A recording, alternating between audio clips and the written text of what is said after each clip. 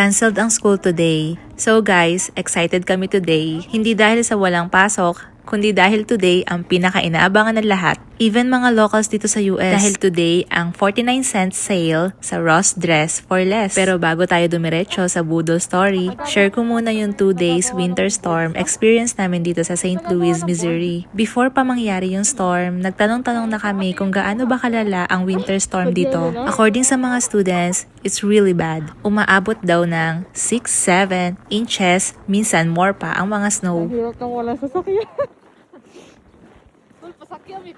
Tapos makita mo pa sa news and feeds, panic buying talaga ang mga locals. Nag-hoard sila ng food, tubig, supplies, kasi baka daw magka-power outage or ma-stranded ng ilang araw. So kami, hindi ko itatago, medyo worried din. First time namin ma-experience to eh.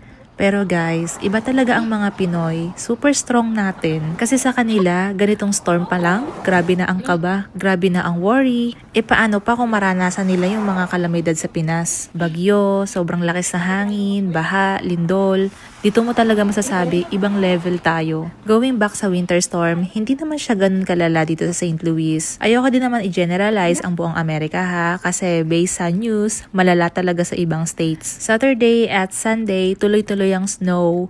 Pero Sunday kahapon, sumikat ang araw. Ang ganda talaga.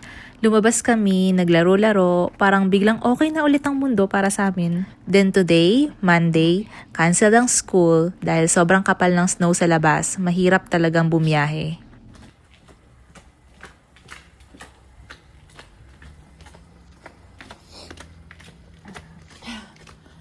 Guys, tell me you're a Filipino without telling me. Eto, naglalakad kami kasi wala kaming sasakyan. Siyempre, kahit sobrang lamig. Pero, healthy naman daw maglakad tuwing winter at nasisikatan ng araw kasi kailangan talaga namin to. And, ito yung pinuntahan namin. Kasi ngayong 26th of January, naka-sale sila. Which is 49 cents.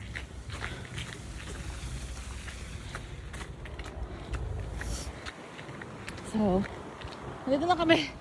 Iniwanan ako ng mga friend ko. Feeling ko yung mga sipon ko tumutulo na. Pero ang highlight ng araw namin, itong Ross. Kahapon pa lang, excited na kaming lahat.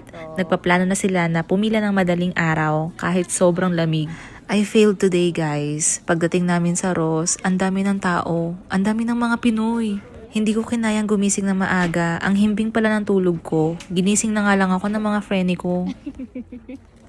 Naghanap na.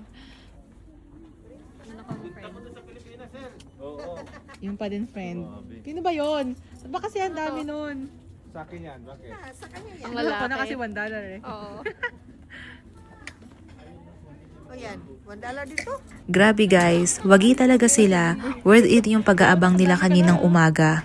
Kami, medyo naubusan na. Pero sila, ang dami nilang napamili. Branded jeans, branded shirts, lahat branded at original. Branded shoes, everything is branded.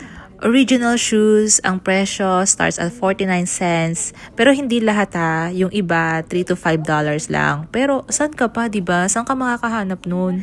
Kaya ngayon, abang-abang na yung mga pamilya nila para sa Balikbayan Box Char.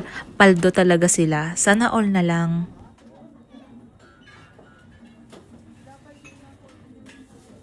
Ako naman, panalo na rin ako sa nakuha ko. Feeling ko super win na yung complete comforter set for only $8. Grabe, buti na lang hindi nila nakita to kasi nag-iisa lang siya kanina. Okay na.